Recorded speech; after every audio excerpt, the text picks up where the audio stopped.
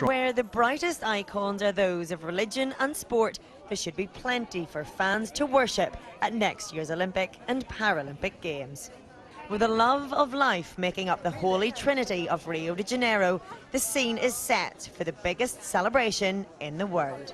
They are sporting mad. You need to take a walk along any of the beaches any day of the week and you can see people playing sport at all different levels. I think it is going to be the biggest party at the biggest gathering of human beings in the planet ever, which is always the Olympic Games.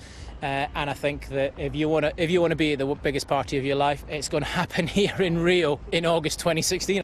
If you're coming to the party, you're going to need somewhere to stay. Away from the usual beachfront hotels, there's now another side of Rio to explore. One of the best ways to see any new city is by driving around the sights. Forget opened-up bus tours, though. In Rio de Janeiro, this is how to get around. Thanks to the World Cup and now the Olympics, the city's favelas or shantytowns are open for business. Tourism is booming. And this is where it started. The first person to offer accommodation to foreigners here in Rocinha was Olga. She started out with one room to rent. She now has 13.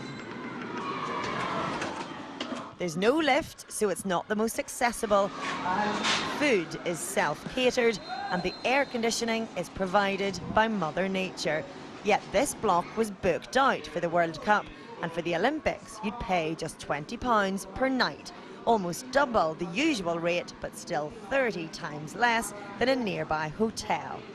As for security in an area previously overrun by organised crime, Olga says no one's bothered about the tourists because they all have a job to do. The police have their job trying to stop the drugs, the dealers want to sell the drugs, and she just wants to rent the rooms. Not much of a comfort for some, perhaps, so why would you brave the unknown and the endless alleyways? If you come to my place, you have like an authentic experience inside of favela. You see more the real side of Brazil. Because most of the people in Brazil live in a place like this one. So if you really want to know about Brazil, you should come and stay in a place like this one. Despite the dangers, many in the formerly forbidden favelas are full of welcome. Don't worry, be happy. Come over here, that's all.